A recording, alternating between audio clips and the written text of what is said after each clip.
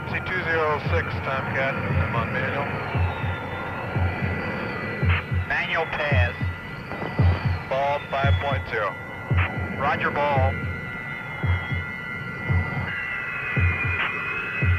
We've got 25 knots down the angle. They did a physiology study of Navy pilots during actual combat missions. They measured things like pulse rate, heartbeat, adrenaline flow, and breathing patterns. And they found that the needle quivered most when the pilots came back to land on the deck of the aircraft carrier.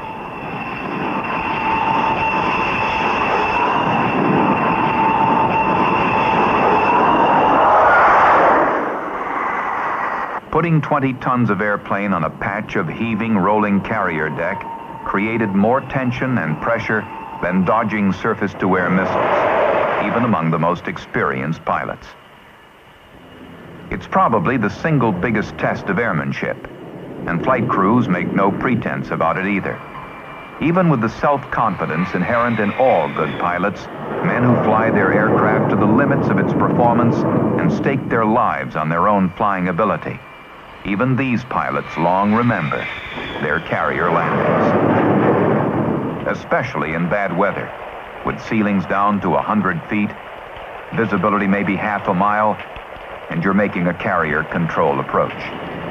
Although you're under positive control of the ship at all times, except for the final phase when the landing signal officer takes over, it's the most demanding kind of flying. At night, it's even tougher. You're looking for a pattern of light about 3/4 of a mile ahead to set up your approach. If you hit a gust of wind, the airplane will climb or descend on you, and you've got to make a glide slope correction, or go around again. Sometimes it's so black you can't believe it. No stars, no moon, and you're hundreds of miles at sea. With no reference, you lose all depth perception. It's as if you were going down a mine shaft or into a closet and closing the door behind you. It's a special kind of flying that takes a special kind of pilot and a special kind of airplane. It takes intensive training, experience, and confidence. An accommodation of man and machine. A blending of skill and structure. Navy pilots and airplanes with sea legs.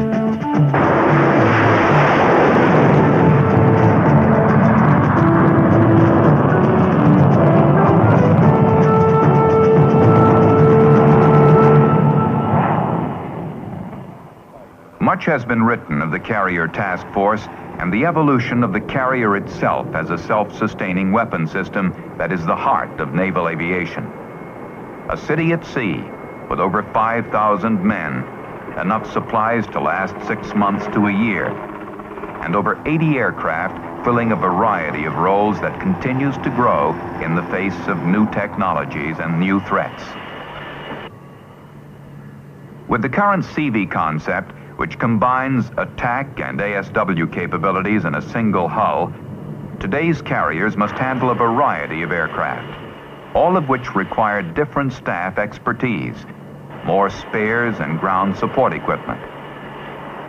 Carriers have gotten bigger, of course, but so have the aircraft. The Essex class has been replaced by the larger Forrestal class and nuclear carriers. F4s are gradually being replaced by F14s. Aircraft and platform enhance and at the same time limit each other. Yet the fact remains that Navy aircraft do not compromise performance for compatibility with the carrier. Consider that the Navy F4 and A7 have been eminently successful as primary weapon systems for the U.S. Air Force. On the other hand, no aircraft designed for land operations has ever been converted for carrier duty. It takes more than a tailhook to earn your sea legs. No matter what its mission or performance, a carrier aircraft is a special breed. For one thing, it's built to survive in an environment land-based aircraft were never designed to tolerate. Launched from a steam-powered catapult that induces an acceleration loading better than 5 times the force of gravity. and yanked off the deck in a couple of 100 feet.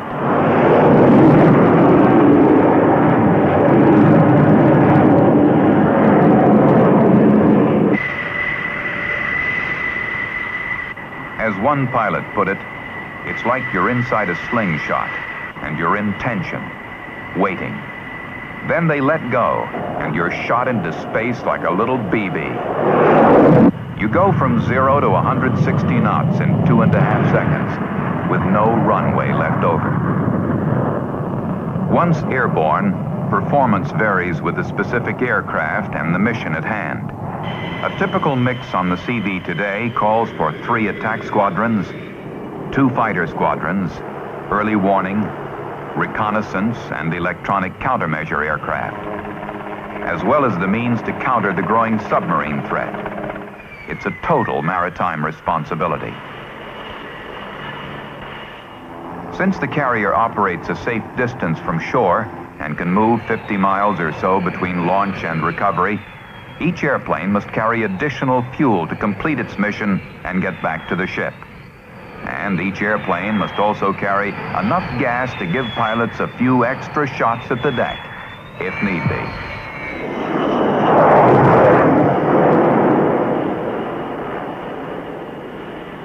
Getting back on the carrier is indeed the ultimate challenge.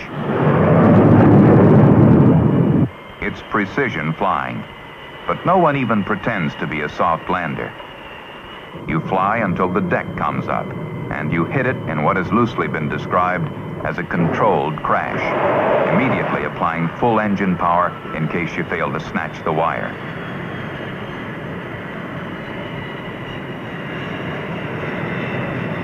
A 50-ton pull on the tailhook brings the airplane to a jolting halt. Everything wants to keep going forward, and for a second or two you think it will.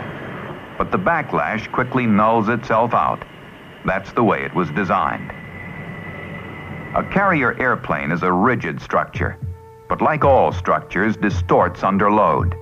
It twists and bends every time it leaves the deck and every time it returns. You can't see it, but when the landing gear hits, the whole fuselage bends momentarily under the impact, and the wing tips want to reach down to the deck. The gear itself literally springs back after impact and imparts a reverse loading on the structure. Quite a difference from land-based aircraft, which descend at a reasonably flat angle and flare into a smooth landing with runway in front of them as far as the eye can see. And a little extra help when you need it. By comparison, a carrier landing calls for a slow, steep approach with engines and flight systems synchronized for maximum controllability. Exceptional over-the-nose visibility is essential to pick out the visual landing aid system, or meatball, and to establish the correct lineup so critical for safe landing. The aircraft must also be especially responsive to changes in thrust and attitude. And slow approach speeds are desirable because they give the pilot more time to make corrections. Coming in at 115 knots instead of 140, say, might not seem like much. But the fact is, every knot counts, and slower is safer. Carrier airplanes use about 10% of the runway required by land-based aircraft and are designed to hit the deck at sink speeds up to 25 feet per second, about 3 times the speed and 9 times the impact energy of a typical land-based aircraft. To take these kinds of loads requires a heavy-duty landing gear and supporting structure, and a resting hook system integrated with the fuselage to withstand a deceleration force up to 6 Gs on some aircraft, and a fatigue life that will see the entire structure safely through some 6,000 carrier landings. Before ever getting to the carrier, of course, individual airplanes are subjected to rigorous static, fatigue, and dynamic tests to verify structural integrity from zero load to failure.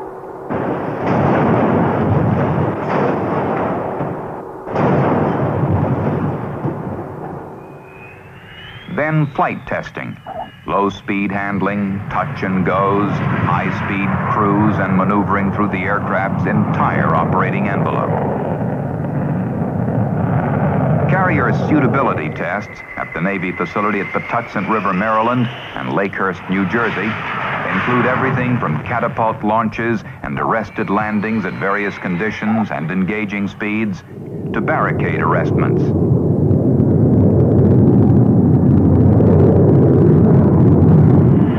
For all the differences between carrier and land-based aircraft, it's hard to tell one from the other by just looking. Internal design and structure separate the two more than anything else, except for a few things like the arresting hook, maybe the canted windshield, launch bar, and holdback links. But essentially, it's a matter of overall inherent strength. And oh yes, the wings fold on most carrier aircraft. With just so much square footage to work with, everything that goes on a carrier, including the aircraft, is packaged as compactly as possible. Space is always a problem, particularly when it comes to maintenance, most of which is confined to a hangar deck that precludes the use of much of the big support and handling equipment found at a typical airport.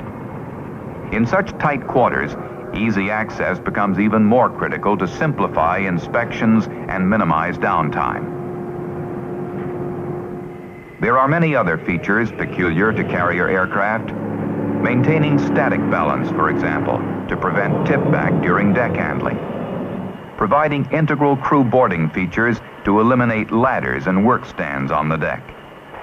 Using special alloys and sealants to protect the aircraft against the high humidity and salt spray environment so conducive to corrosion.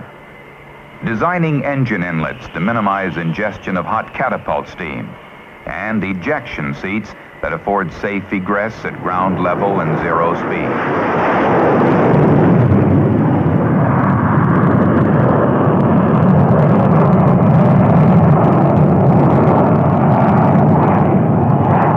In terms of performance, the requirement to fly slowly demands good handling characteristics. The high lift devices and moderate wing loading, that is, the bigger wing essential to lower speeds, also means better than average maneuverability. The payoff? An all-weather attack bomber like the A-6 can handle itself pretty well in a tight turn. Similarly, the F14 uses a straight, unswept wing to achieve low takeoff and landing speeds and low-speed maneuverability. And a highly swept wing for supersonic flight. As a result, the Navy has an airplane designed for fleet defense, yet equally effective for close-in air-to-air combat. Of course, no aircraft with sea legs is going to be effective without people with sea legs to manage the system. The right people in the right place at the right time. From the first drawings off the board, to the first operating system, to the first carrier landing, and into an environment that might well be the best organized and most efficient military system ever put together. It's the aircraft that make the carrier viable, but it's the pilots who pay it off. And right from the start, Navy tailhook pilots think they're better than anyone else, and who's to say they're not? Yet they're only as good as the men who maintain the aircraft. The technicians who groom the weapons gear, the mechanics who watch over the engines, the plane captains who see that they're ready for flight, the handling officer who spots them on the deck, and the air boss who tells them when to come and when to go. It's a community like no other. Dedicated men putting their skills on the line every day, moving these airplanes with sea legs on and off the ship in a continuing readiness.